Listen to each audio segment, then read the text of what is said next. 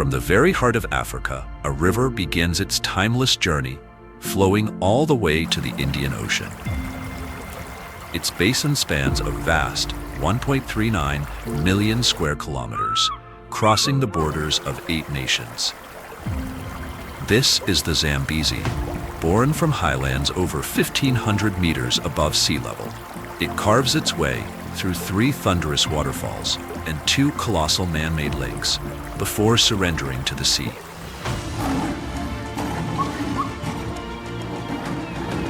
But before we follow its powerful course, tell us in the comments, which creature of the wild are you most eager to encounter? We're excited to share this journey with you.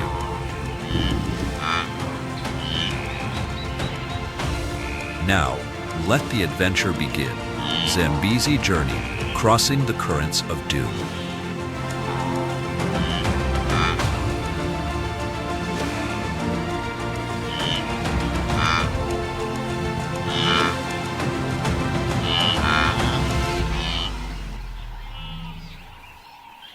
One early morning, as the first rays of sunlight pierced a veil of silver mist, the Zambezi lay calm, its surface almost still.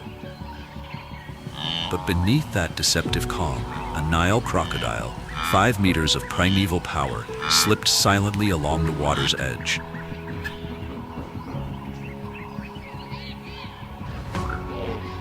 Nearby, a pod of hippos wallowed in the shallows, only their eyes and ears breaking the surface, watchful and unmoving. High above, an African fish eagle swept from the sky, talons striking true. With a thrashing tilapia in its grip, it soared away, leaving only a fading ripple across the water.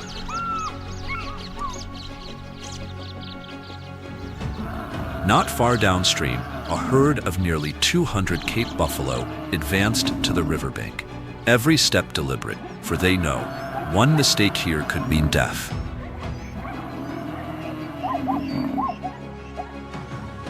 From the shadows, a lioness watched, her amber eyes, sharp as polished stone, locked onto the stragglers at the herd's edge.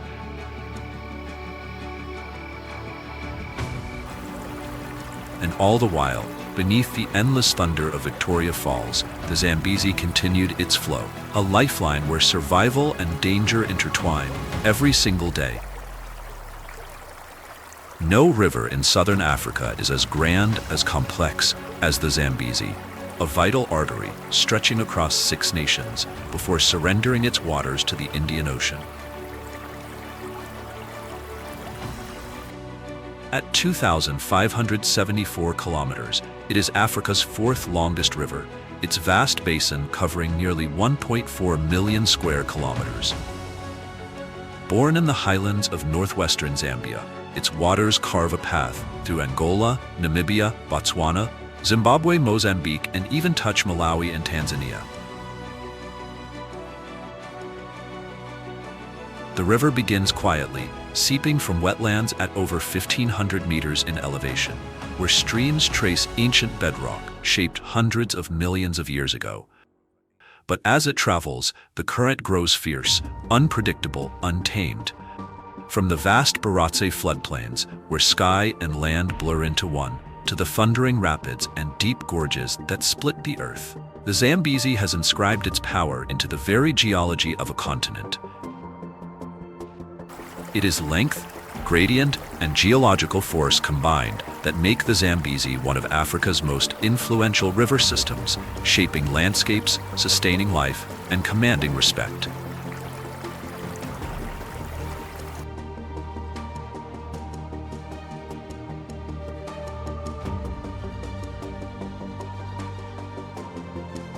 Its basin lies in a subtropical climate, divided between 2 seasons.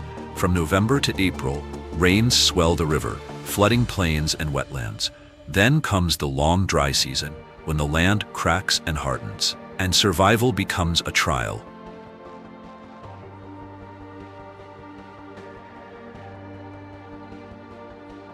The river's form shifts as it flows, from wetlands to gorges into the vast artificial lakes of Kariba and Cahora Bassa, Africa's largest reservoirs. Each change in the river brings change to the creatures it sustains. Above Victoria Falls, as many as 84 species of fish thrive. Below the falls, the number is halved, shaped by the torrent's sheer force and the rugged slope of the land. The Zambezi River Basin is guarded by a mosaic of national parks and wildlife sanctuaries, stretching across countries and landscapes. From Zambia's upper reaches to the plains of Zimbabwe, from Mozambique to the mouth of the Indian Ocean, its ecosystems are safeguarded by reserves of international importance. Places like Manapools, Lower Zambezi, South Luangwa, Kafue, and Gorongosa are not just landscapes of breathtaking beauty, but genetic strongholds sheltering thousands of rare and irreplaceable species.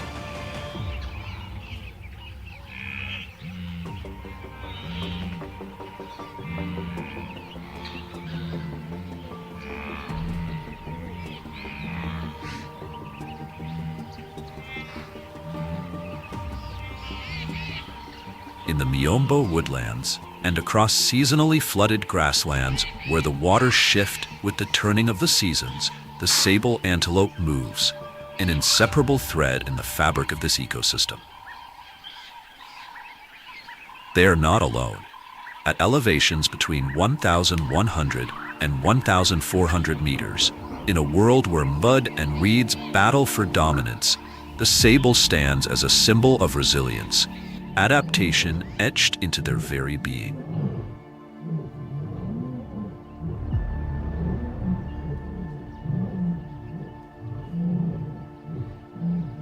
Their presence is more than survival. It is proof of a strategy refined over thousands of generations, a living testament to evolution's quiet mastery. One of their most striking features, the great crescent horns, arcing up to 1.65 meters in the males. Not mere ornaments, but weapons. Defenses against lion, against hyena, and even against rivals of their own kind.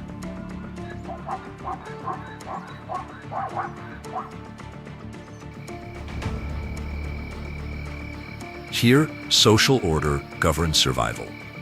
Matrilineal herds of 10 to 30 individuals roam together, guided by a dominant male.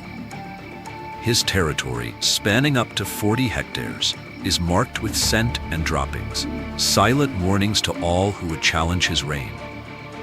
Other males, cast adrift, gather in restless bachelor groups, wandering vast distances in search of an opportunity, the chance to rise.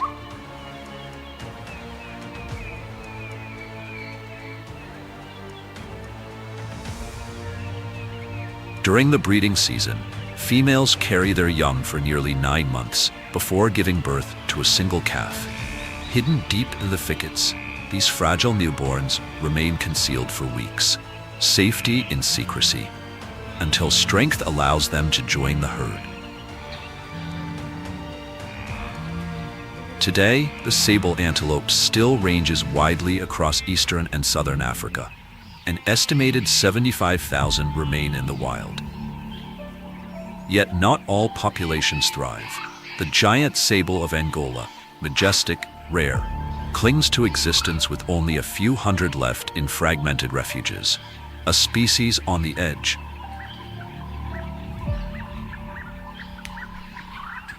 Sable antelope seek habitats that offer both cover and water, grasses to graze, scattered trees to shade, wetlands and riverbanks to sustain.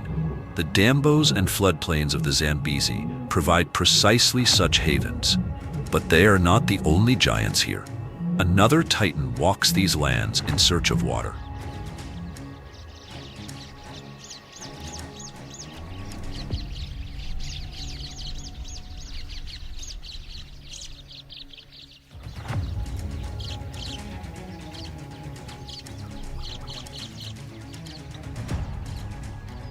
Beneath the skies of the Zambezi's upper reaches, where the waters of Angola, Zambia, Namibia, and Botswana converge, herds of African bush elephants roam. These are more than colossal beasts of survival. They are memory itself, keepers of instinct, guided by knowledge carried through millennia, bound by ties of family as old as the river itself.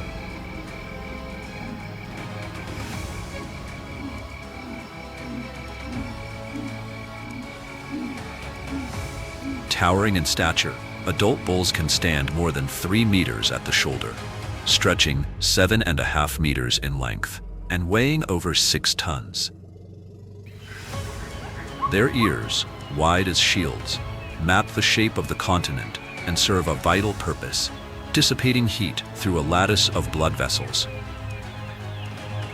Their tusks, curving outward over decades, are tools of survival, to dig for hidden water, to unearth roots, to strip bark from ancient trees.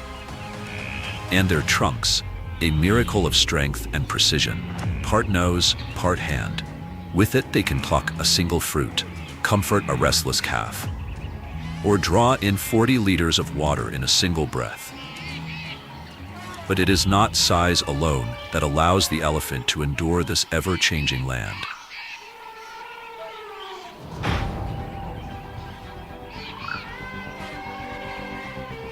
Their true strength lies in memory, etched into their very being, carried like an inheritance across generations. At the heart of each herd stands the matriarch, the oldest, the wisest, the keeper of knowledge.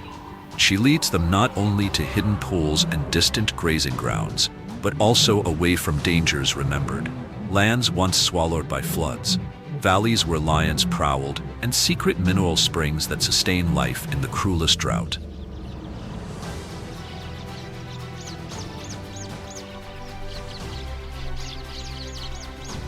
In the upper Zambezi, herds can number from 8 to over 30 individuals. All are bound by blood, mothers, daughters, sisters, calves, moving as a single deliberate unit. Yet this unity comes at a cost. Each adult consumes nearly 150 kilograms of vegetation and over 200 liters of water every day. The herd's demand for life is staggering, shaping the very landscape they inhabit.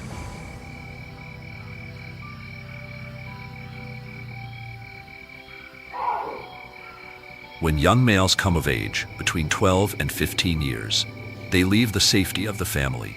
Alone or in restless bachelor groups, they wander the wild, learning survival without the protection of their kin. It is a rite of passage, mastering the use of their tusks, finding water in parched lands, and adjusting to new, uncertain territories.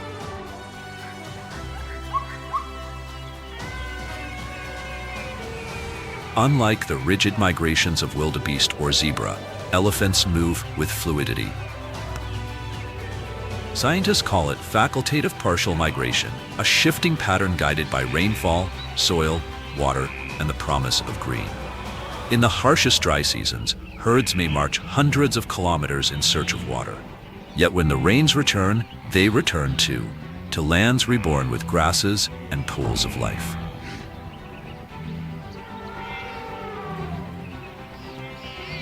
Through it all, elephants defend their families not with stealth or speed, but with mass, unity, and unbreakable coordination. Mothers place themselves between danger and their calves. Low rumbles, felt as much as heard, warn of threats, or guide the herd across treacherous ground. In this way, elephants become more than survivors. They are architects of the wilderness. Each tree they topple opens sunlight to the forest floor. Each path they trample becomes a corridor for other species. Each pool they carve in the mud gives life to countless creatures. The journey of an elephant herd is more than a migration. It is a living covenant of endurance, memory, and trust. A symphony between earth and sky, between strength and compassion.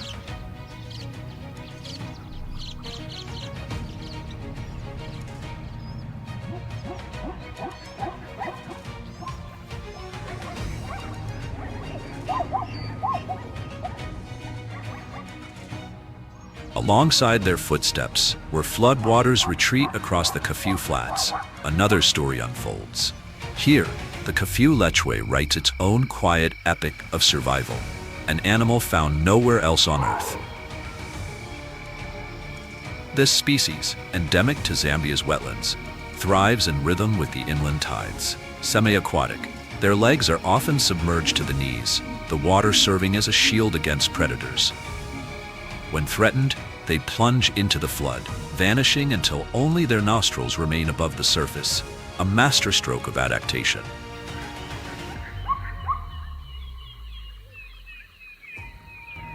Their unusual form tells the tale of their world. Long hind limbs, wide splayed hooves, and water-resistant fur carry them swiftly through the mud. Golden brown coats, pale underbellies, and fluid grace blend them seamlessly into the marshland. Here, in the heart of the wetlands, life moves to a different rhythm, where survival is written not in strength alone, but in the art of adaptation.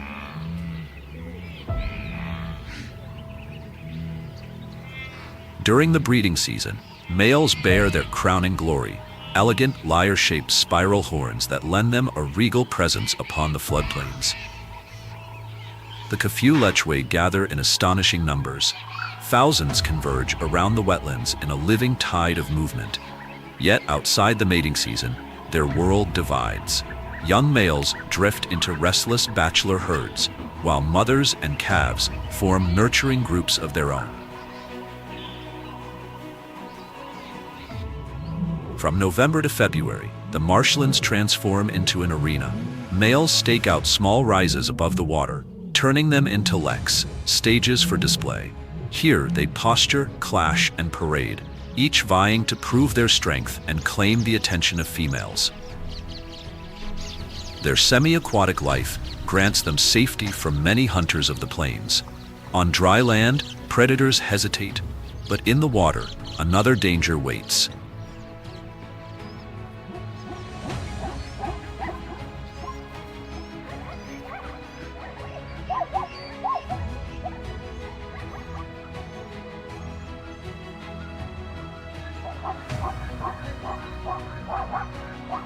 The Nile crocodile, apex predator of the shallows.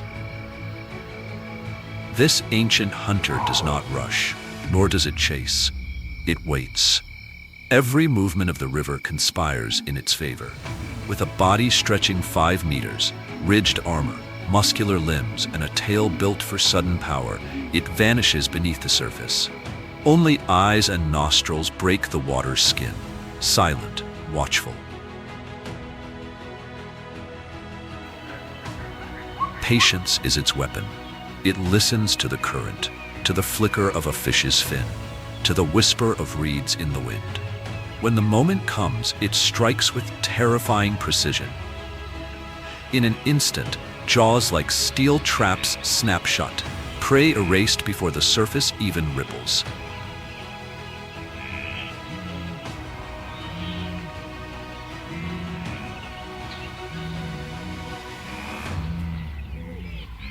As floodwaters retreat, fish are forced into narrow channels. The crocodile lies in ambush where the river funnels its prey, letting nature deliver the catch. When the waters rise again, it shifts tactics, lurking at the natural gateways where instinct drives fish into its path.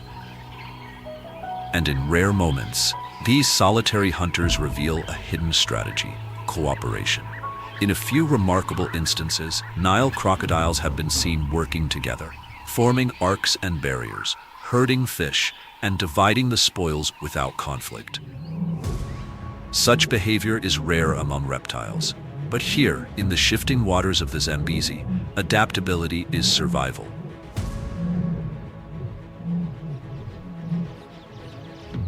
More than hunters, crocodiles are regulators of this ecosystem.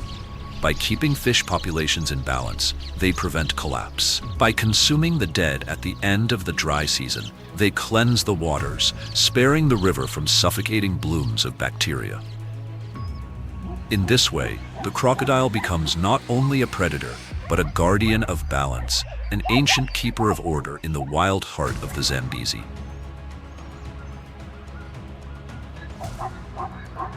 Their presence here is no accident and no recent arrival. For millions of years, they have ruled these waters, And even today, with abundant prey and protection in place, their numbers remain strong, unchallenged rulers of the floodplain. Behind the dark, sun-warmed scales lies something far greater than biology. To the Lozi people of Barotseland, the Nile crocodile is no mere predator. It is the spirit of the mother river, the Zambezi itself, a living embodiment of silent power and eternal presence. During the Kuomboka festival, as the rising waters are celebrated, the crocodile's image endures as a symbol of transition, of flow, and of the majestic forces of nature that shape this land.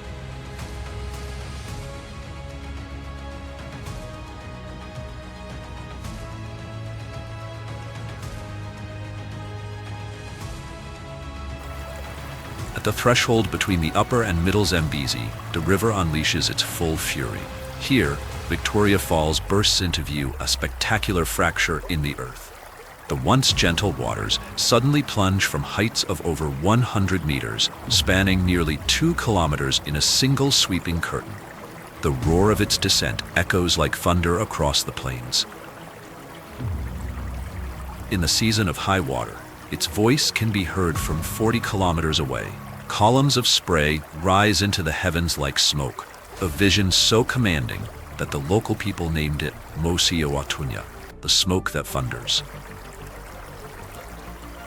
Straddling the border of Zambia and Zimbabwe, this waterfall marks a dramatic hydrological break. Flatlands surrender to a series of deep, twisting gorges, sculpted over millennia by the relentless force of water. In 1989, this wonder was enshrined as a World Natural Heritage Site. Its 6,860-hectare core zone, safeguarded across 2 national parks on either side of the river.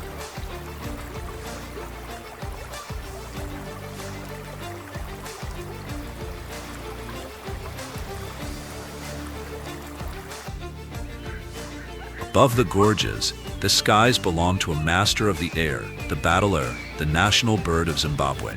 Its flight is not mere movement, but a performance of balance and beauty. Its plumage is a striking canvas, a body cloaked in black, shoulders silver gray, a chestnut mantle and tail, and vivid crimson painted across face, beak, and legs. A living artwork of the skies. Though often called an eagle, its scientific name, Pterothopus ecaudatus, Latin for tailless, reveals its defining feature. With a tail less than 10 centimeters, its silhouette in flight is unmistakable, long legs trailing behind an elegant extension.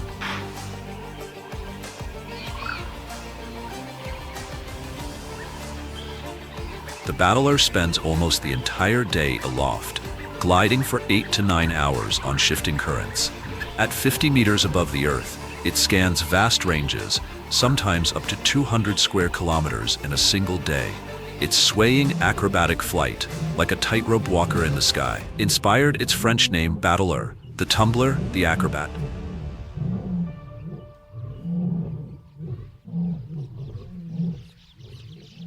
An opportunist, it hunts with versatility and sharp instinct. Snakes are a favored quarry, but lizards, small birds, mongooses, and squirrels also fall within its reach. Ever adaptable, it also scavenges the land, feeding on carrion and even roadkill, cleansing the savanna of decay. In doing so, it becomes not only hunter, but caretaker, recycling life back into the soil and safeguarding balance.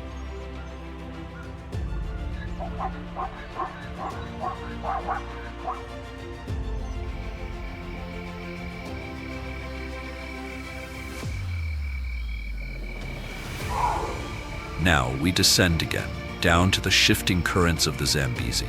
Here, where the river moves from roaring torrents to calm, glassy channels, another hunter emerges from the mist and basalt rock. Great cormorant, a silent warrior of the waters. With powerful webbed feet and a body built for stealth, it slips beneath the surface, an underwater master in pursuit of elusive, silvery prey. Its long, hooked bill locks down prey with ruthless precision. Fish most often. but also unsuspecting amphibians, armored crustaceans, and even darting aquatic insects. Each descent into the depths lasts 1 to 3 minutes, pushing nearly 10 meters below the surface. 60% of these dives hug the riverbed, 10% linger mid-water, and the rest break toward the light above.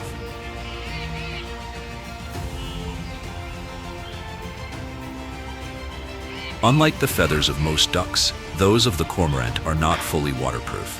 This sacrifice lowers buoyancy, granting it the power to dive with deadly efficiency. Yet there is a price to pay. Every hunt ends in a struggle against the elements, as soaked wings demand the warmth of air and sun. The haunting silhouette of a cormorant, wings spread wide against wind or light, is more than a familiar image. It is a ritual of survival. After each foraging mission, it must sun-dry its plumage, regaining the strength to rise once more into the skies.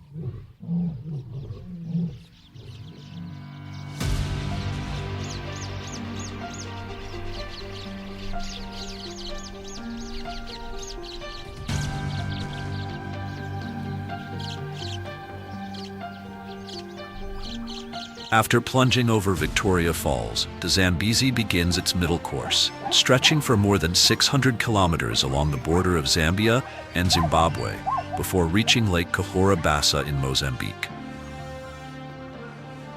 This stretch of river threads through a dense network of protected wilderness, Zambezi National Park, Mana Pools, and the Lower Zambezi, together forming a vast ecological corridor. Despite its name, the Lower Zambezi National Park is not found in the river's lower reaches, but here in the middle course, facing Mana Pools across the water. The terrain unfolds in a mosaic of floodplains, shifting sandbanks, and basalt ridges. The river's seasonal rise and fall sets the rhythm of life, flooding the land in the rains, then retreating to reveal fertile ground. In the wet season, temporary lakes draw wildlife in great numbers, each creature answering the call of water.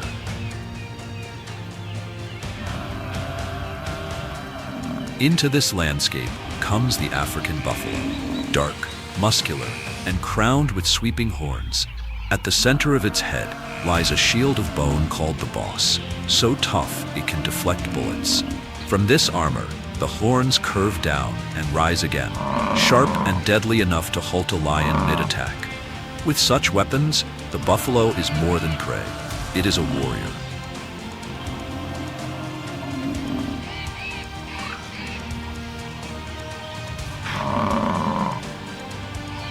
But its greatest strength is not in the power of one, but in the unity of many. In Mana Pools and the Lower Zambezi, herds can number in the hundreds, even thousands, moving as one. When a calf is threatened, the herd does not scatter. They turn, form a wall of muscle and horn, and drive back their attackers, sometimes even killing lions in the process.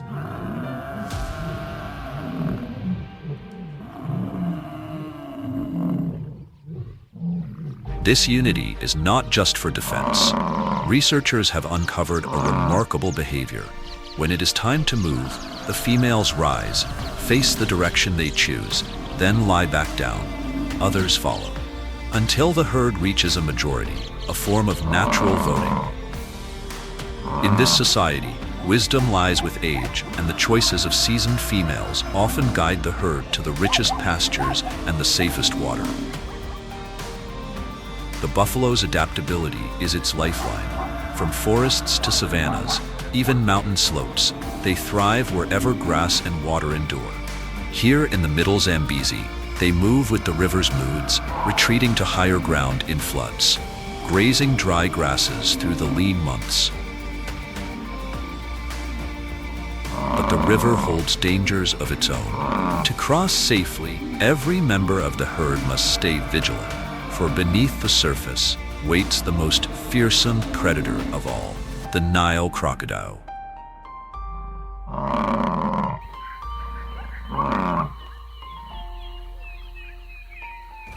In the stretch of river between Lake Kariba and Mana Pools, Nile crocodiles reach their greatest size. Adults often grow longer than 4.5 meters. Some colossal individuals exceed 5.5 meters and weigh close to a ton. Living armored machines, gliding silently through murky waters.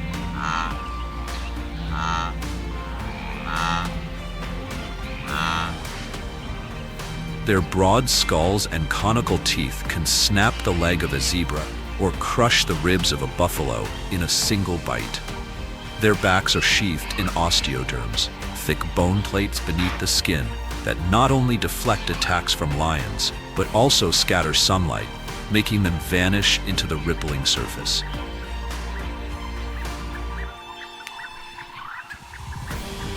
Motionless on the riverbed, a crocodile can hold its breath for an hour.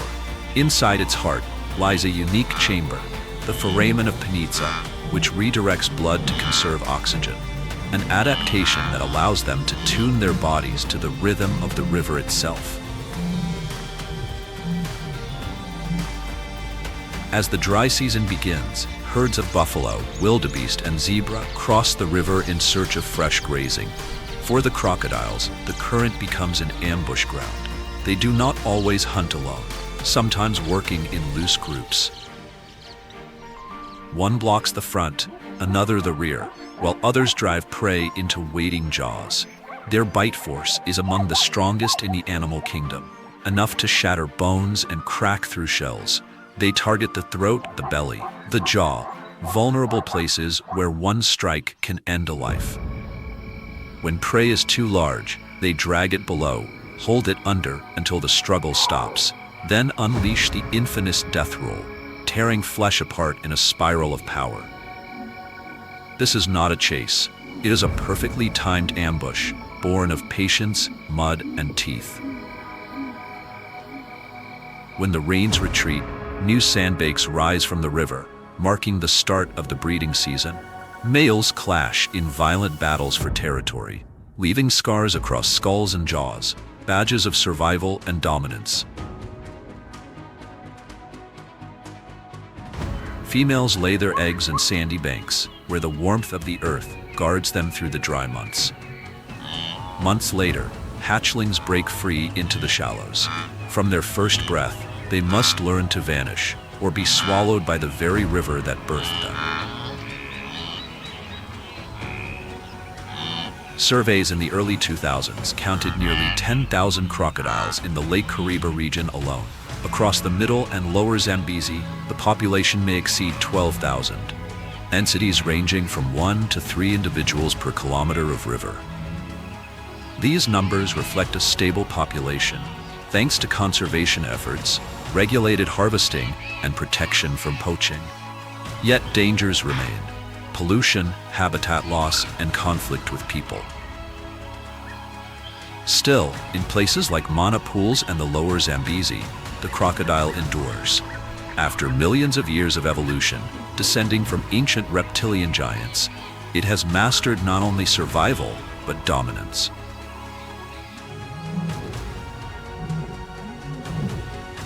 The Nile crocodile is not merely a predator. It is a keystone of the river's ecosystem and a symbol of strength, silence, and patience, the very qualities that define survival in the wild.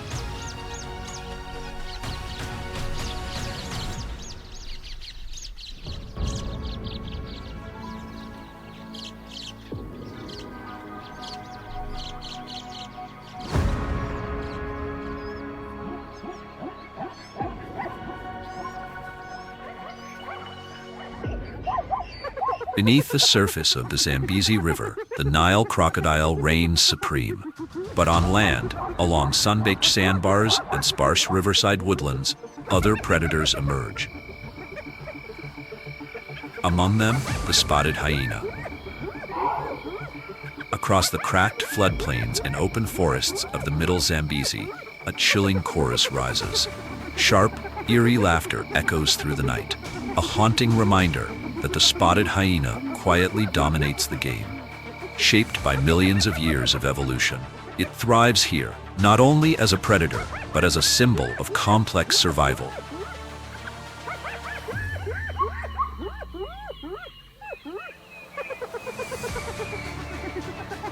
Its society is rooted in matriarchy and unmatched endurance. In this region, clans can number up to 80 individuals, bound by a strict hierarchy where females rule. Larger, stronger, and more dominant than males, their authority passes through maternal lines.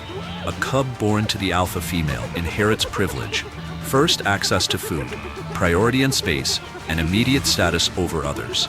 This structure ensures stability, a level of succession rarely seen in wild mammals.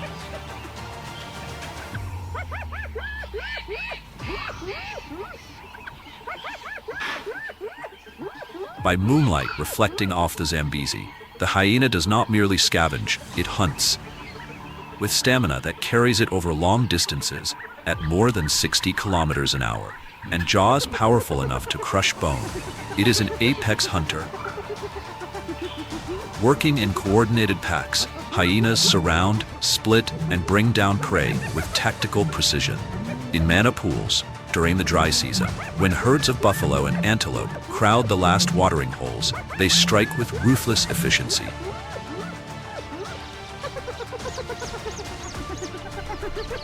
Recent surveys reveal the truth. Spotted hyenas hunt for the majority of their food, between 60 and 98%, shattering the old myth of the scavenger.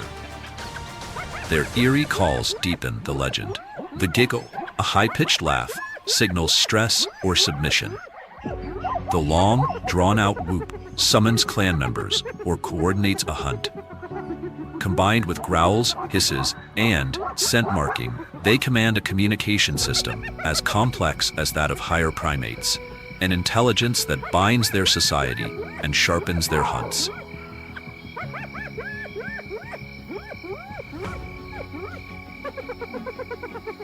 Beyond predation, they are nature's cleanup crew. After lions, leopards, or crocodiles abandon a carcass, hyenas finish what remains: meat, hide, organs, even bone. Their digestive systems process what no other predator can, preventing the spread of disease and keeping the ecosystem clean. In the Zambezi, where heat and humidity fuel rapid decay, this role is vital. Their numbers remain stable here thanks to conservation.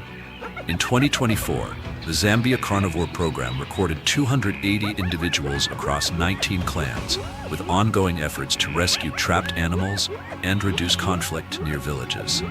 Where lions decline, hyenas rise to fill the void, maintaining balance through predation, guiding migrations, and shaping the very landscape itself. But in the middle Zambezi, a question lingers. When the most powerful predator of all returns, what becomes of the hyena?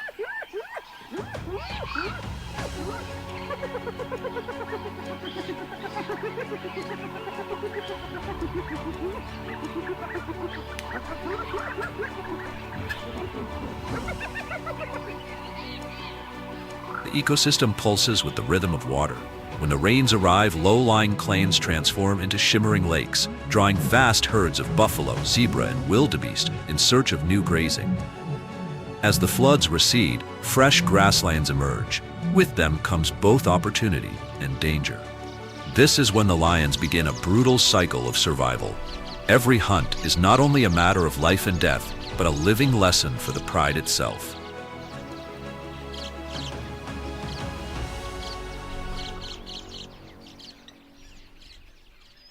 The lions of the Zambezi belong to Panthera leo-melanochaeta, the subspecies native to southeastern Africa.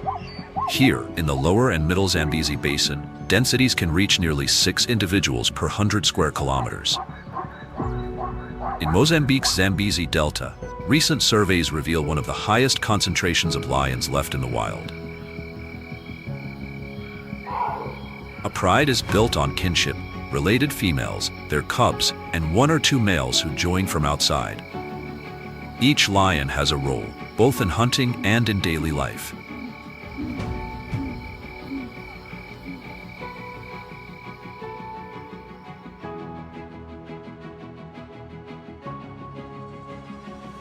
Across the plain, silence falls, then a blur of motion, and antelope bolts, only to be cut off by lionesses striking from both sides.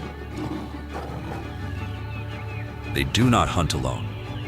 Lionesses, the pride's primary hunters, use encirclement strategies perfected over generations. Some drive the herd forward, others wait in silence, ready to ambush even massive prey like buffalo. Each hunt is more than a kill. It is a masterclass for the cubs, who watch and learn the art of survival.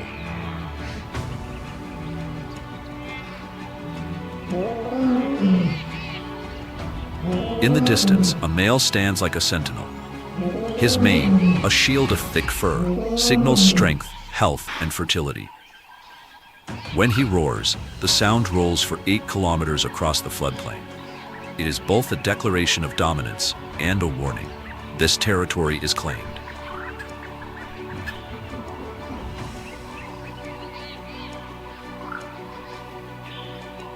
As the dry season takes hold, water shrinks and the herds move on. The pride must follow, crossing hundreds of square kilometers of territory to sustain their hunt. Yet even as the challenges mount, their social bond remains unshaken.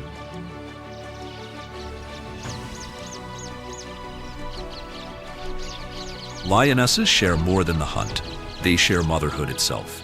Through a behavior known as allo-nursing, females suckle not only their own cubs, but also those of their sisters and cousins. This communal care dramatically improves survival rates during the cubs' most fragile years. In 2024, researchers from the Zambia Carnivore Program recorded positive growth in prides along the lower Zambezi, proof that this strategy strengthens entire populations.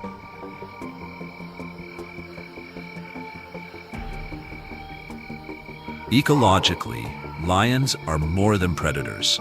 They are regulators of balance. By keeping herbivore numbers in check, they prevent overgrazing and allow plant life to flourish. Their steady presence in parks like Mana Pools and the lower Zambezi is more than a spectacle of nature. It is a sign of a thriving ecosystem, where every link in the chain remains strong.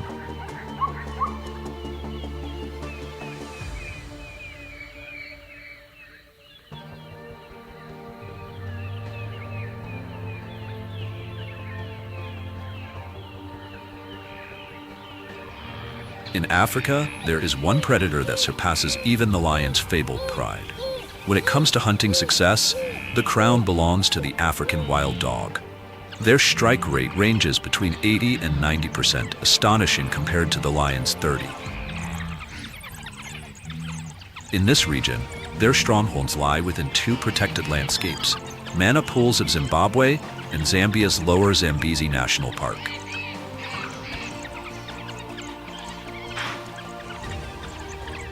Their lineage stretches back over 200,000 years. Today, they remain the last surviving species of their genus, living fossils of endurance and strategy. Unlike any other wild canine, they carry adaptations perfectly shaped for the pack, long limbs for stamina, and coats as unique as fingerprints. No 2 dogs share the same painted pattern of black, yellow, and white, inspiring their scientific name, Lycan pictus, the painted wolf.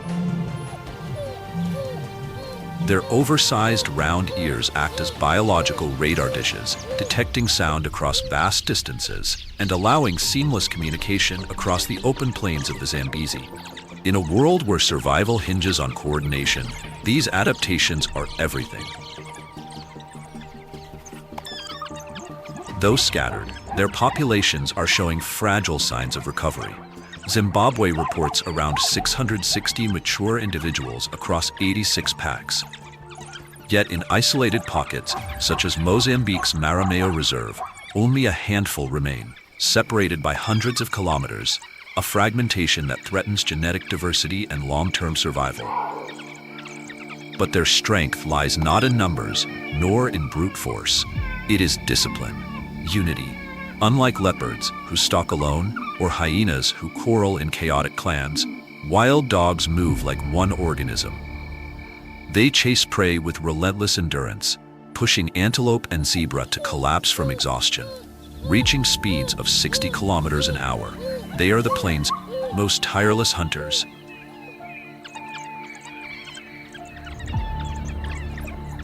As the Zambezi shifts with the seasons, so do they, following herds across grasslands and wetlands, adapting with every change. Yet their most remarkable trait reveals itself not in the hunt, but at the heart of the pack. Wild dogs are bound by an uncommon social contract. Led by an alpha pair, they breed not through dominance, but through respect. Litters can number up to 20 pups, and every member shares in their care. Food is regurgitated for the young, dens are guarded, and survival lessons are patiently taught. The pups always eat first. Even the sick and injured are tended to, fed by others until they recover. This is not merely a hunting unit. It is a society, disciplined, cooperative, compassionate. Ecologically, their role is irreplaceable. As apex predators, they keep herbivore populations in check, ensuring that the grasslands do not collapse under the weight of overgrazing. Remove them, and the balance unravels, affecting lions, hyenas, vultures, and every link in the chain of life along the Zambezi. They are more than hunters. They are guardians of the system itself.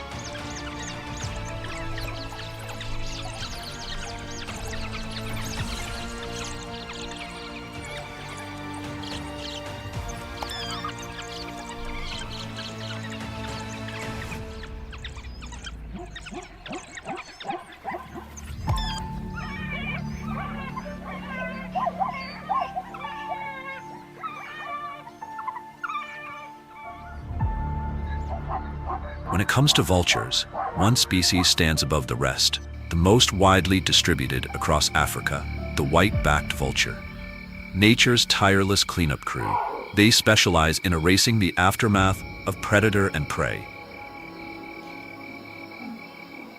Their range spans nearly 24 million square kilometers of sub-Saharan Africa, easily recognized by the bright patch of white along the back. Contrasting with deep brown wings, they cut a rugged yet efficient silhouette. Their bare heads and necks are no accident, an evolutionary solution to plunging deep into carcasses under the scorching Zambezi sun, free from the weight of clinging blood and bacteria.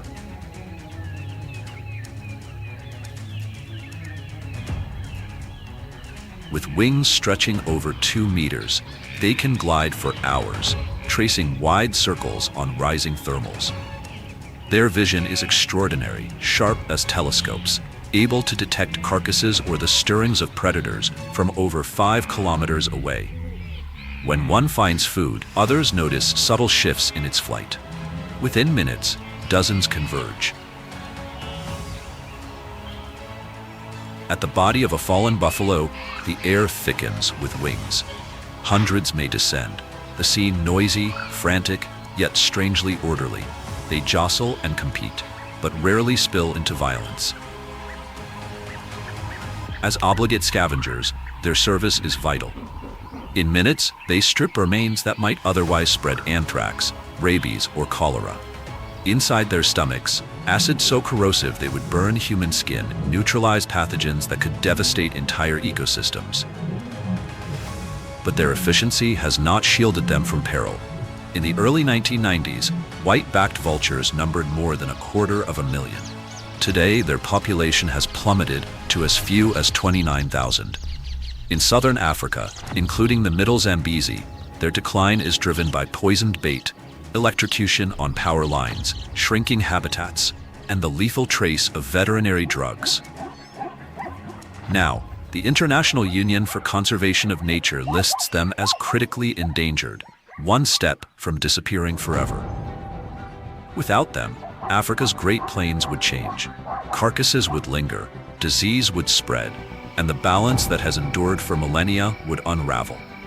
The white-backed vulture may be nature's undertaker, but it is also one of its quietest guardians.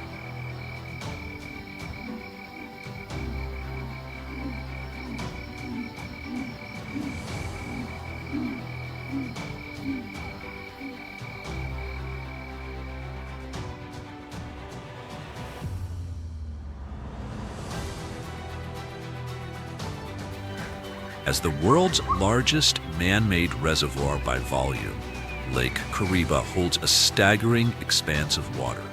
enough to drown entire cities beneath its depths. Stretching for over 200 kilometers along the border of Zambia and Zimbabwe, its waters flood ancient gorges, a creation of the colossal Kariba Dam. Each season, flocks of migratory birds descend upon its marshy edges, weaving life into the stillness. And above its wide waters, a sound rises, raspy, resonant, unmistakable, the call of the African fish eagle.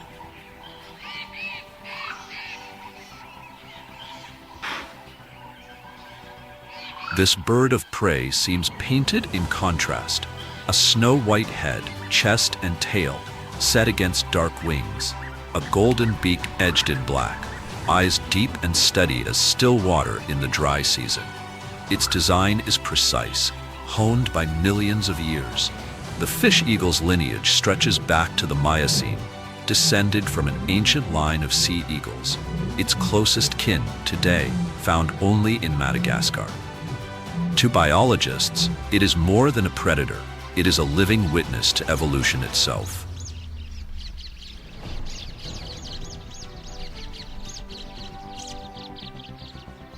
Across sub-Saharan Africa, their population numbers in the hundreds of thousands. Here on Lake Kariba, they thrive, sustained by an endless supply of fish and an ecosystem that remains, for now, largely intact. From a high bare branch, the eagle waits. Every ripple below is a signal, every shadow a possibility. When the moment comes, it strikes like an arrow. Its claws, rough and lined with tiny spines, clamp into prey that can outweigh the hunter itself.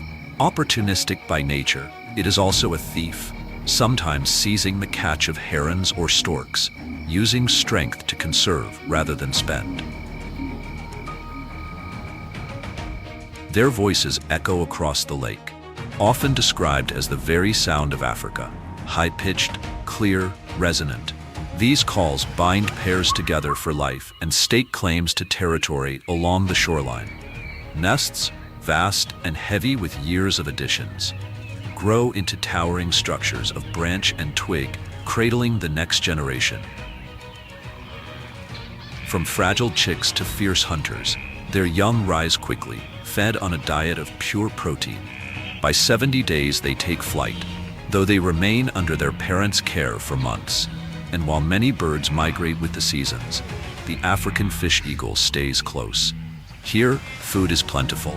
Here, its kingdom endures. At sunset, as golden light falls across the Zambezi, wings sweep low over the water. The echo of their cry lingers in the still air, a voice carried on the wind, majestic, enduring, eternal.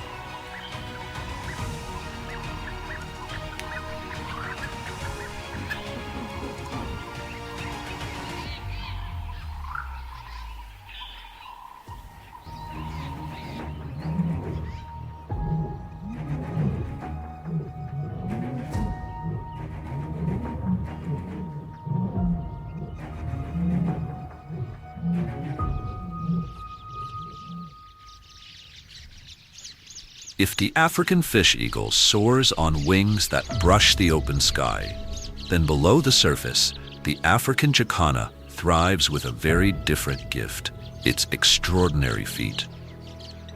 Its long legs and outstretched toes spread wide like an open palm, skimming across a fragile surface, not walking on water, but stepping across floating vegetation, dispersing its weight to stay afloat. The female is the more striking of the pair, chestnut plumage on her breast, a white neck, and a bright sky blue shield crowning her forehead, a vivid splash of color against the green tapestry of the lake. The male, simpler in form, carries the greater burden, the raising of the young. Biologically, the African Jakana stands as a living example of sex role reversal. The female commands wide territories, keeping multiple males within her domain, practicing polyandry. After laying her eggs, she departs in search of new mates. It is the male who assumes the duties of parenthood, He builds a floating nest, cradling the speckled eggs, usually 4 in number. For nearly a month, he incubates them, and for nearly 2 more, he raises the chicks until they can fend for themselves. Among his most remarkable feats is a display of quiet heroism. When danger approaches, he gathers the tiny chicks beneath his wings and glides them to safety, a scene both heartwarming and powerful in the vast wilderness. At Lake Kariba, Jakanas remain year-round, their numbers ranging from 7 to 9 individuals per survey across the seasons. While a complete count of the lake's population is yet unknown, national data reveals a familiar truth. This bird flourishes wherever there is water and floating vegetation, freshwater lakes, marshes, and rivers. The perfect stage for one of nature's most curious survivors.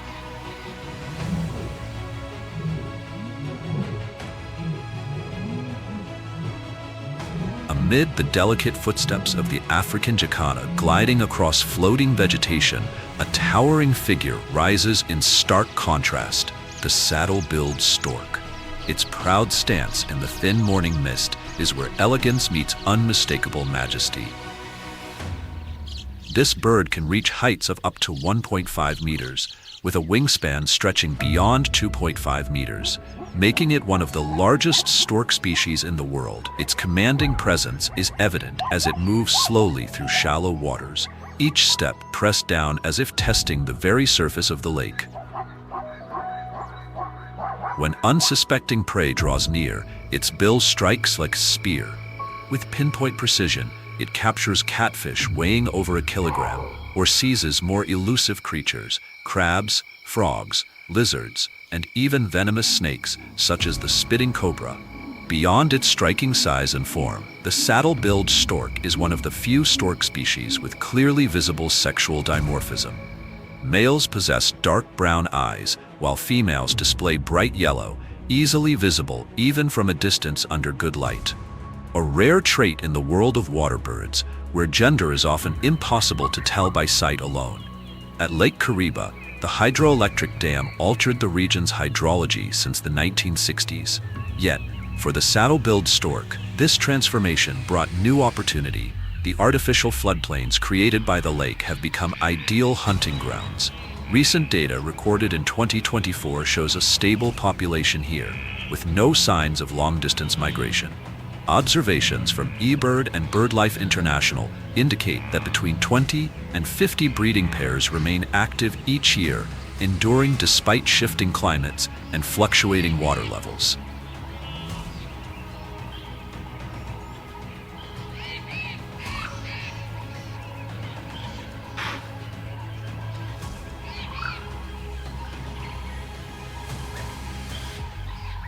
Continuing its journey through the midstream region, the Zambezi River expands into a vast, tranquil expanse. Lake Cahora, the largest man-made lake in Mozambique. With a storage capacity of nearly 56 cubic kilometers, its waters stretch for 250 kilometers in length and average 30 kilometers in width, forming a massive sheet of blue along the country's western edge. Here, the river is restrained by the Cahora Dam, a towering wall of concrete that stands 171 meters tall, one of Africa's greatest hydroelectric structures. Despite fluctuating water levels brought on by El Niño, the station continues to power both Mozambique and South Africa, driving industry and shaping livelihoods far beyond the river valley. Lake Cahora also marks a turning point, the end of the Middle Zambezi and the beginning of its lower flow. In this landscape, where clouds and rocky mountains mirror across still waters, countless creatures weave through reed beds, yet none emerge as boldly or as unmistakably as the hippopotamus. Nearly 3,000 individuals live along the rivers, marshes, and lakeshores here, over half of Mozambique's entire hippo population. This makes Cahora one of the greatest strongholds for these massive, semi-aquatic mammals anywhere in Africa. Survival here is not simple, but the hippopotamus is uniquely crafted, adapted to thrive in two worlds, water and land. By day, they retreat beneath the surface, where water cools their sensitive skin from the punishing sun. Eyes, ears, and nostrils perched atop their heads allow them to breathe, listen, and watch while the rest of their body stays hidden. When dusk falls, they emerge. Individuals weighing over a ton climb ashore, following well-worn trails to feed on fresh grasses. Each night, a hippo may travel kilometers, consuming dozens of kilograms before returning to the safety of water. Despite their bulky frames, they move with surprising speed and stability, traits essential in a changing climate. Beneath the surface, however, the water is no sanctuary. It is a battlefield. Male hippos fiercely defend their stretches of river as sacred ground. What appears to be a lazy yawn is, in truth, a warning, jaws opening nearly 180 degrees to reveal canines half a meter long. These weapons are not for feeding, but for combat.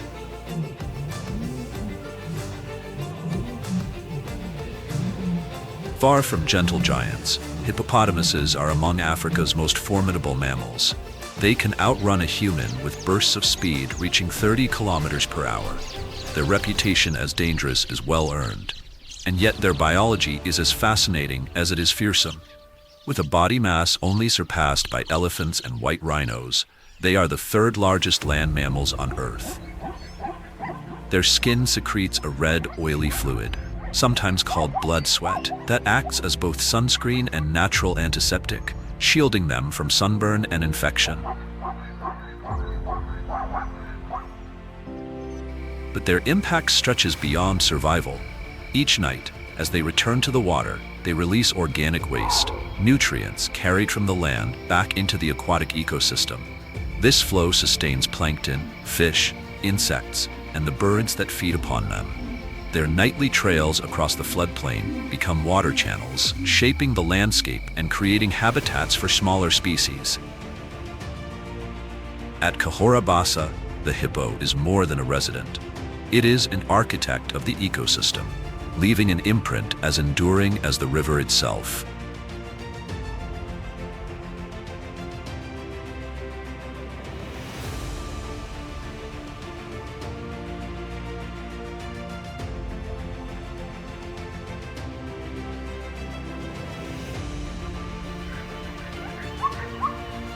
In contrast to the plump, dark brown figure of the hippopotamus, the sweeping wings of the great white pelican skim across the water, bringing an entirely different rhythm. An adult can weigh up to 15 kilograms, making it one of the heaviest flying birds on Earth. Despite their slow and seemingly gentle appearance, these pelicans are masters of coordination. When a large group, ranging from dozens to hundreds, swims together in a horseshoe formation, wings brushing the water and bills skimming the surface, a living wall begins to form.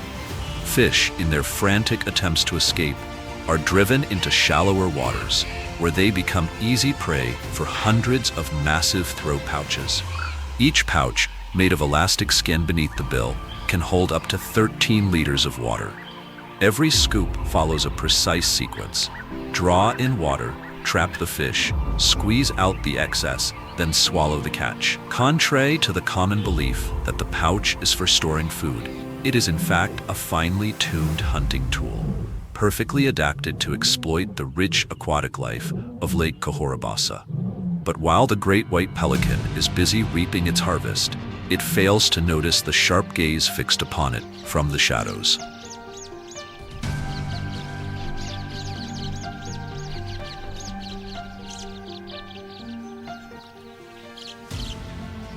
Motionless for hours, the Nile crocodile conserves energy to the maximum. As a poikilothermic species, it has perfected the art of stillness. On its snout and lower jaw lie thousands of microscopic sensory organs, hypersensitive receptors, able to detect the faintest ripple across the water's surface. Once locked onto its target, the strike comes without warning. From beneath the surface, it sees clearly, aided by a protective nictitating membrane and enhanced night vision from the tapetum lucidum. When the jaws snap shut, a sealed airway allows the crocodile to submerge with its prey. while a stomach of unrivaled acidity, the most powerful of any vertebrate, ensures nothing escapes digestion. It happens in seconds, a fleeting moment, ruthlessly perfect.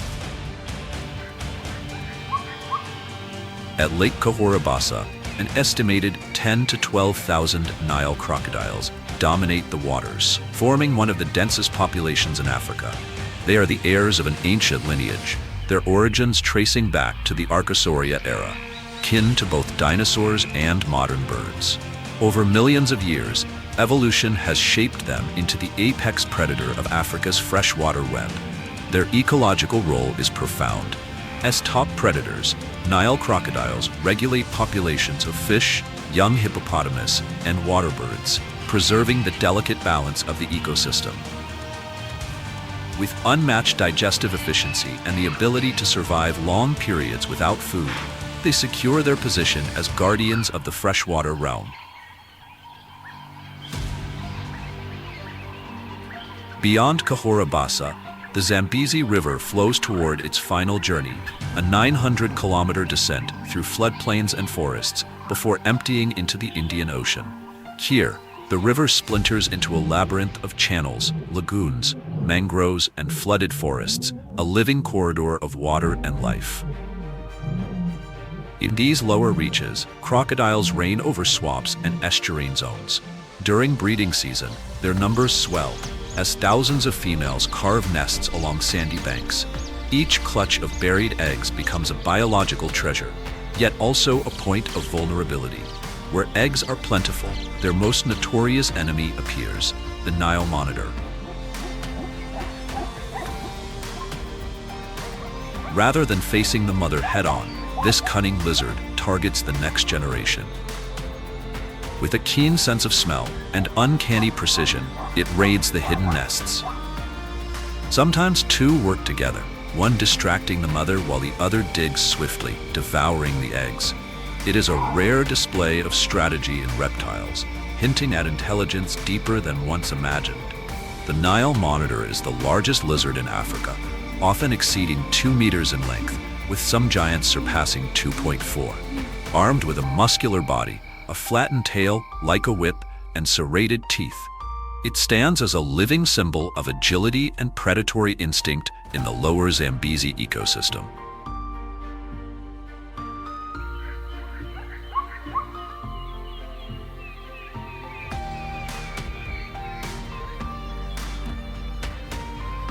They swim with the grace of trained athletes, capable of diving for up to an hour, sustained by highly developed lungs and a heart that adapts its rhythm to conserve oxygen.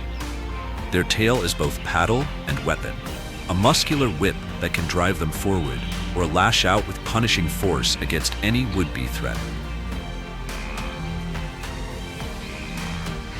The Nile monitor is a supreme opportunist. Its survival across the lower Zambezi comes from a diet as varied as the landscape itself.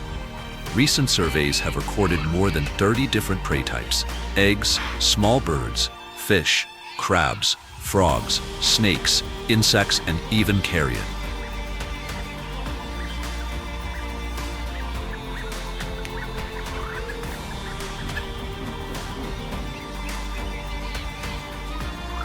High in the riverbank trees, another story unfolds.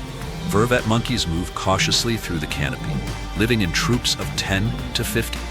Their light frames and agile limbs keep them hidden among branches near lagoons and flooded forests.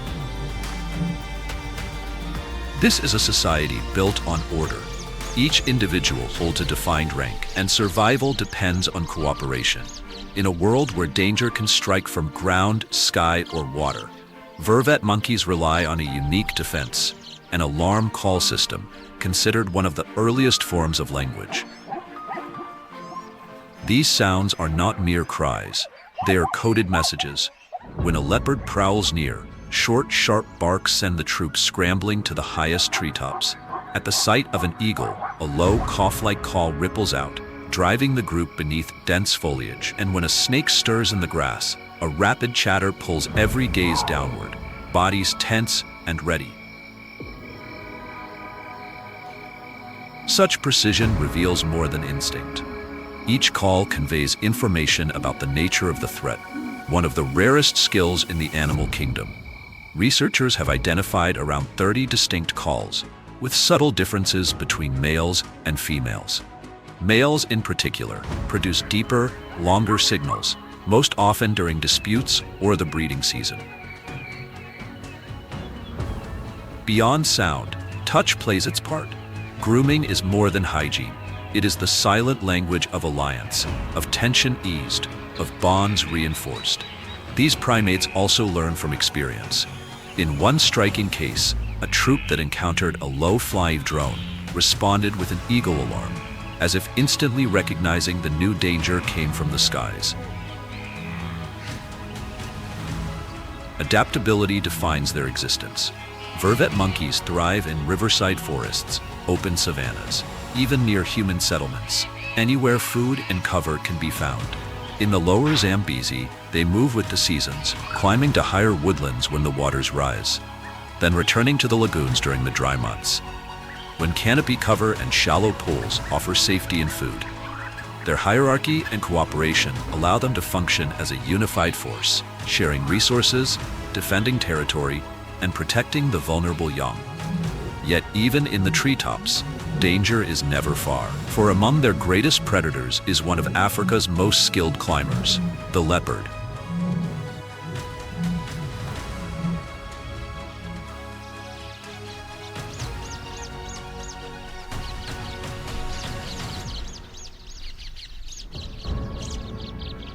The leopard is the most widely distributed of all big cats, once ranging across Asia and Africa.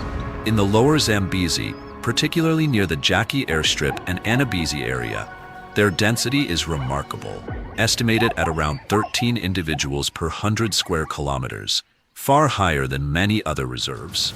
The discovery of female harems, groups of mothers raising cubs together, reveals a surprising social complexity, challenging the long-held view of leopards as entirely solitary hunters. Here, their distribution is shaped by the land itself.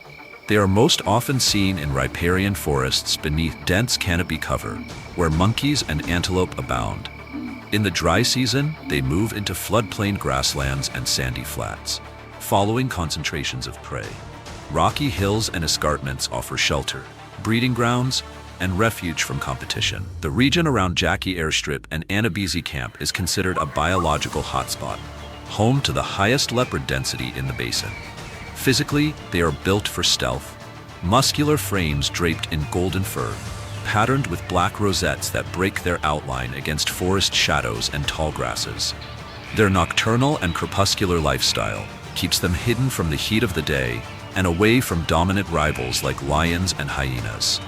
One key to their success lies in their climbing strength. A leopard can haul an antelope twice its weight into the branches, creating a safe larder beyond the reach of scavengers. Studies reveal that more than half of their kills are hoisted into trees, while on the ground, hyenas are quick to steal unguarded prey. The lower Zambezi, with its mix of riverine woodlands, sandbanks, and rugged escarpments, provides the perfect stage for their hunting mastery. They move with near silence, low and deliberate, before launching into an explosive strike, ending with a suffocating bite to the neck or skull. Unlike the cheetah's reliance on speed, the leopard is a strategist, blending patience with raw strength. Their diet reflects their adaptability, everything from rodents and birds to monkeys and antelope. This versatility has allowed them to thrive in landscapes as varied as jungles, dry savannas, deserts, and even on the outskirts of cities. When prey becomes scarce, they shift to smaller animals, facing less competition from lions, yet maintaining stable populations. The journey of the leopard through the lower Zambezi is a testament to layered evolution, stalking skills, climbing power, territorial defense, and above all, adaptability. Here they remain keystone predators, shaping the balance of life within this rich but demanding corridor. But even predators are not immune to change. El Niño droughts in 2023 and 2024 brought water levels in parts of the lower basin to their lowest in 15 years. Wetlands cracked, floodplain forests retreated, and species dependent on water, like the Nile crocodile and African wild dog, suffered heavy losses. Meanwhile, poaching pressures rise. In just 2 years, elephant and rare wildlife killings increased by 12%. Expanding farmland and dam construction further disrupt spawning grounds and seasonal flood cycles. Yet hope endures. In 2023, Zambia and Zimbabwe signed a transboundary conservation treaty, strengthening cooperation across the Zambezi and Maniples. Specialized anti-poaching units now patrol the river, while digital mapping and surveillance technology guide rangers across critical zones. For 4 consecutive years, not a single elephant was lost to poaching within Maniples. Alongside law enforcement, community-driven conservation is reshaping the relationship between people and the river. Programs supporting local livelihoods help balance human needs with wildlife protection, ensuring that the Zambezi remains a lifeline not only for its animals, but for the people who depend on it. If you've walked its forests, stood beside its waters, or witnessed the quiet strength of its wildlife, your story matters. Share it, for each story fuels awareness, and every voice adds to the fight to protect this river of life for generations yet to come.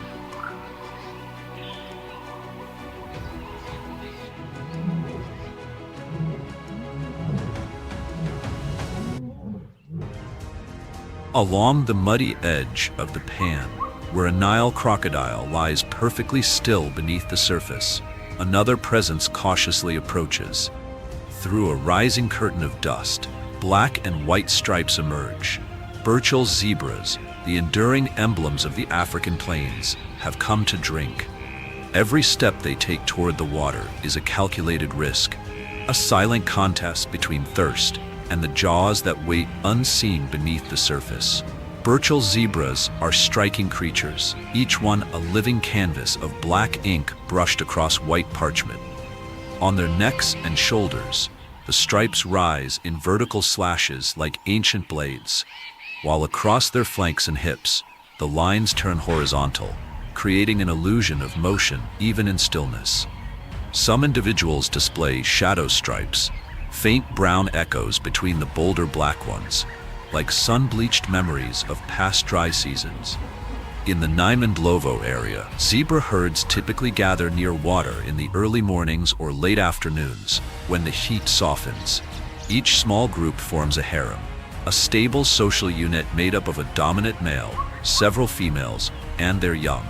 Within these close-knit groups, bonds are maintained through mutual grooming, a peaceful ritual in which zebras stand flank to flank, gently nibbling each other's necks and manes. It is more than hygiene. It is trust, connection, and cohesion, especially vital during long-distance movements. As the dry season intensifies and the grasses wither under the relentless tread of elephants, zebras are forced to roam further in search of fresh grazing. They do not follow fixed routes. Instead, they adjust constantly, responding to subtle shifts in vegetation and the shrinking levels of water in the pans around main camp. Their range can span dozens of kilometers each week as drought pushes them beyond familiar territories in a quest for survival. Unlike many grazers, zebras are not ruminants. Their simpler digestive system allows them to process coarse, fibrous grasses that other species reject. This dietary flexibility gives them an edge, but it comes at a cost. To extract enough nutrients, they must feed longer and drink more often, bringing them repeatedly to dangerous waterholes. And it is here, at these shared and contested water sources, that the stakes are highest. Lions, spotted hyenas, African wild dogs, all may be lurking in the shadows. Even the simple act of lowering a head to drink becomes a moment of peril, where hesitation could mean death. In a land ruled by tooth and claw, survival is earned, sip by sip.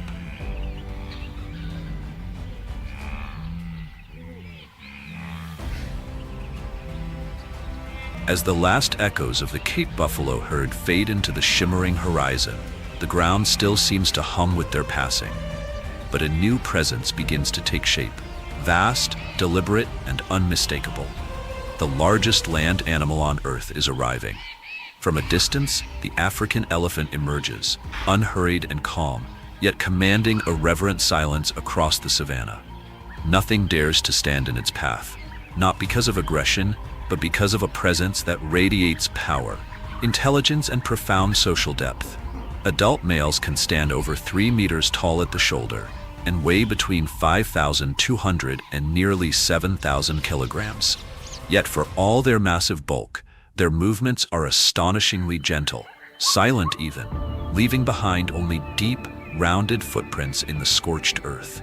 With each slow step, their wide ears flap rhythmically, like built-in fans, helping regulate body temperature in the relentless African heat.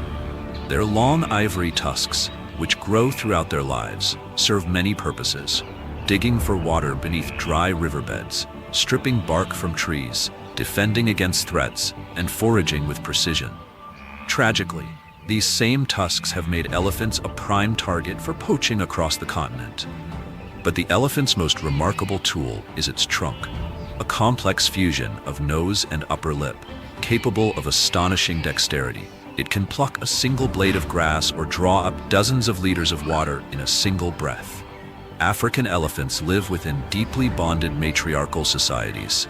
Each herd is led by the oldest and wisest female, the matriarch, who guides the group's movements, decides when to rest or travel, and responds to threats using a memory built over decades. Studies have shown that elephants possess extraordinary long-term memory, allowing them to recall water sources and migratory paths even after many years. This knowledge often means the difference between survival and death during extended droughts. Communication among elephants is equally remarkable. Beyond audible trumpeting and rumbling, they use infrasound, low-frequency vibrations that travel across the ground for kilometers.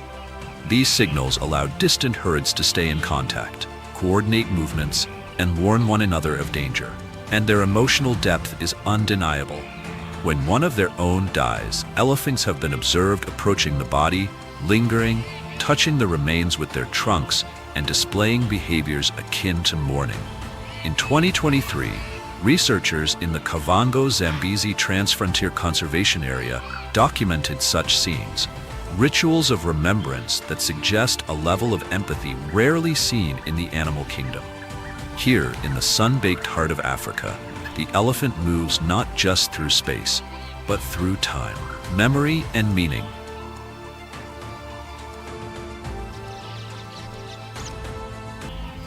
Beneath the fading veil of dust kicked up by the departing zebras, the earth begins to tremble with a deep, deliberate rhythm. From the shimmering horizon, Cape buffalo emerge, not with the alert poise of zebras, but with the resolute force of living muscle.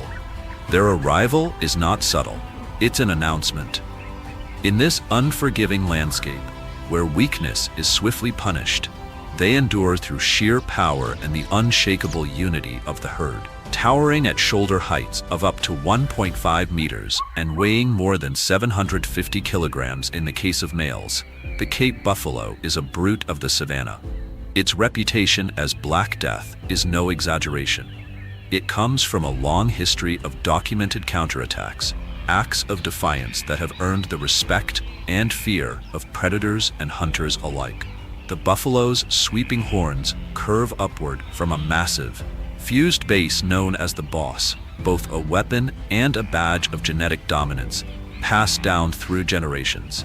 Males tend to be heavier, with broader, thicker horns, but when threatened, both sexes respond with the same readiness to fight.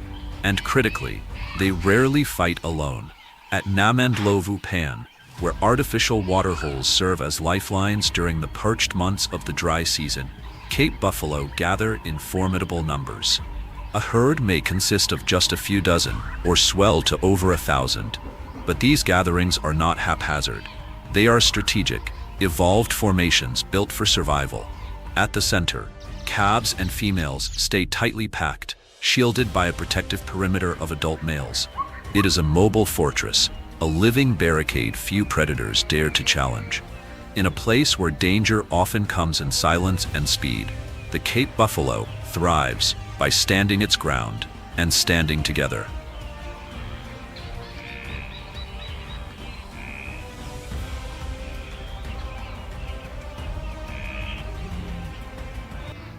At the heart of Hwanghae, in its northeastern quadrant, lies the main camp area, the park's largest section, covering roughly 10,765 square kilometers. This area doubles as the administrative hub and showcases the quintessential semi-arid landscape, mopane trees stretching over parched earth, interrupted by dusty grasslands during the dry season. Though sparse in appearance, this ecosystem is rich in purpose. It provides shelter, passage, and promise to species whose futures are tied to the ebb and flow of this resilient but threatened land.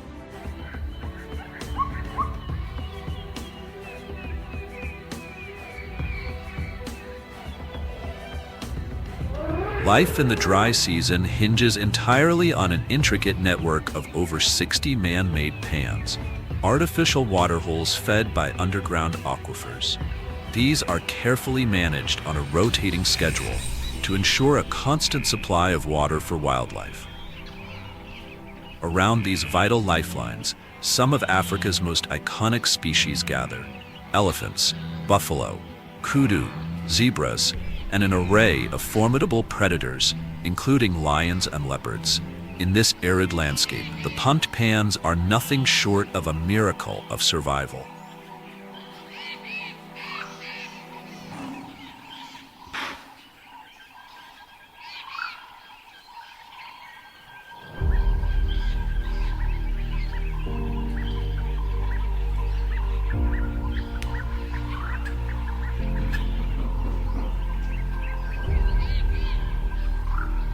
Among the animals that depend on these resources are the wildebeest.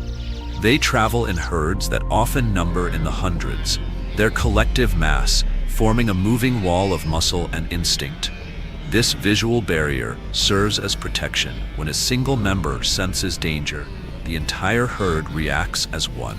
In a thunderous, synchronized gallop, they shift direction rapidly, disorienting predators and breaking their focus. Capable of reaching speeds up to 80 kilometers per hour and sustaining them over long distances, wildebeest frequently escape even the lightning-fast pounce of cheetahs or the tactical ambushes of wild dogs. As the dry season wears on and grass becomes scarce, these resilient grazers embark on short-distance migrations within Hwanghae. Not the epic cross-continental treks seen in the Serengeti, but purposeful movements nonetheless, from late October through April. During the rainy season, they drift from the park's southern edges deeper into main camp, where fresh grasses erupt across ancient basalt and alluvial soils. With the return of the dry season, the herds retreat toward the pumped pans, where whatever water and greenery remain become essential to survival.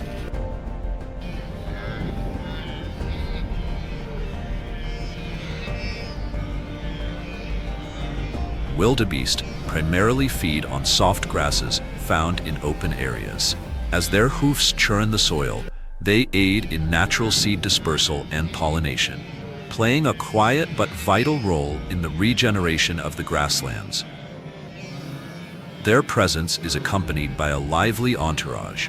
Oxpeckers ride along their backs, feeding on parasites, while vultures soar overhead, ever watchful for a weakened straggler.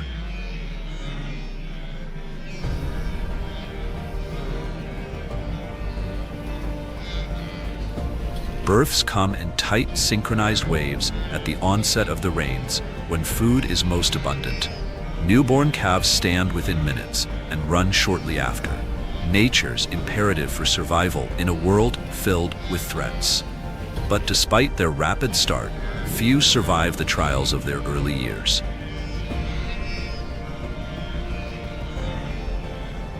There is no grand spectacle, no fanfare. The wildebeest move quietly across Hwanghae's open plains, resolute, enduring. These tireless pilgrims are the lifeblood of the grasslands, pulsing through the main camp area and renewing the ecosystem with every passing season.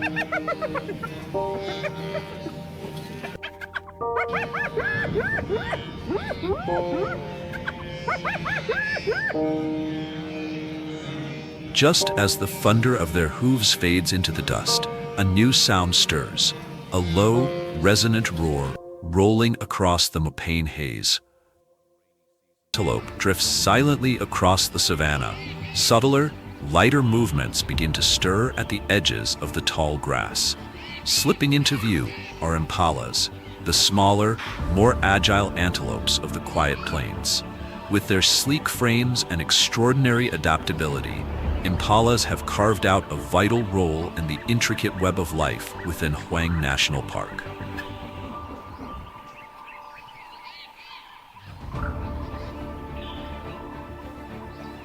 These graceful animals thrive in large herds, sometimes numbering in the hundreds, especially during the breeding season, when a dominant male temporarily assumes leadership. Their social structure is reinforced not just through hierarchy, but through a delicate and intimate behavior known as allogrooming.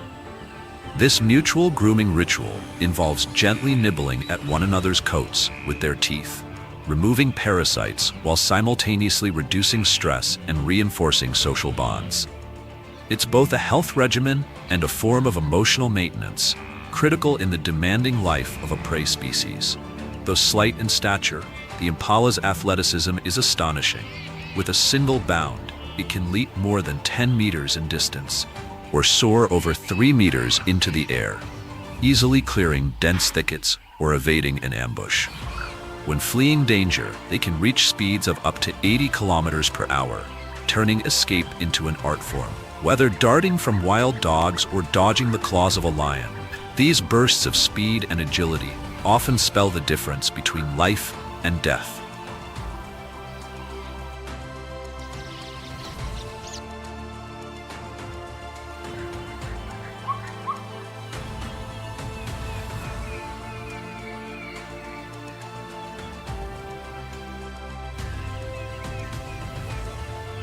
Effortlessly outpacing the impala, the cheetah reigns as the fastest land predator on Earth.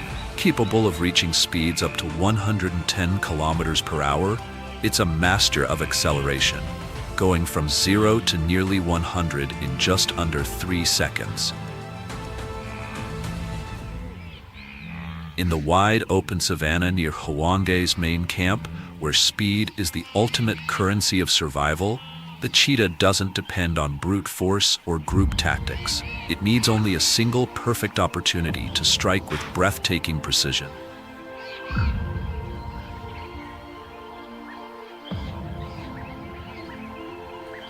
Unlike lions or leopards, the cheetah cannot roar. It belongs to a different genus, a Cynonox, not Panthera, and instead communicates through a repertoire of soft chirps, purrs, and gentle growls, reminiscent of domestic cats. These subtle sounds are vital, especially between mothers and cubs, helping them stay connected while moving silently through grasslands filled with threats. Distinctive black tear marks stretch from the eyes down to the mouth, natural sunshades that reduce glare and sharpen focus during hunts. Cheetahs are diurnal hunters, choosing daylight hours to avoid confrontations with more powerful nocturnal competitors like lions and hyenas.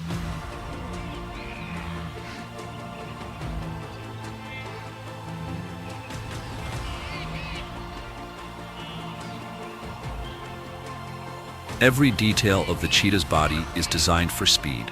Long limbs, a flexible spine, a deep chest, oversized nasal passages, and a high-capacity heart and lungs all contribute to its explosive chases. Its semi-retractable claws provide extra traction, while its long, muscular tail acts like a rudder, counterbalancing its turns as it weaves through uneven terrain in pursuit of prey.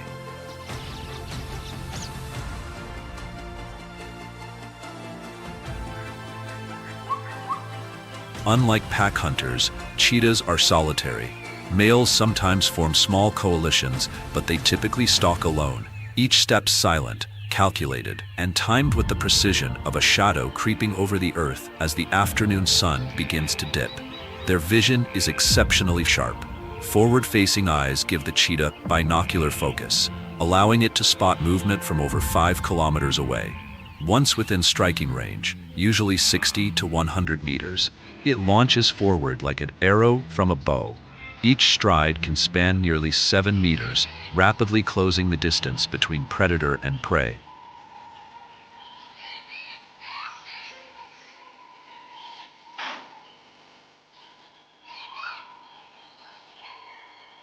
But with such specialization comes vulnerability. The cheetah's power lies in speed, not strength. A sudden appearance by a lioness or hyena often forces it to abandon a fresh kill before taking even a single bite. Unable to drag heavy prey or defend its meals, the cheetah must choose its hunting grounds and timing with care. This delicate balance of speed and fragility shapes the cheetah's strategy. It hunts at dawn or dusk when the light favors its vision, and the fiercest competitors are still resting. For the cheetah, survival is a race not just against prey, but against the dangers that follow.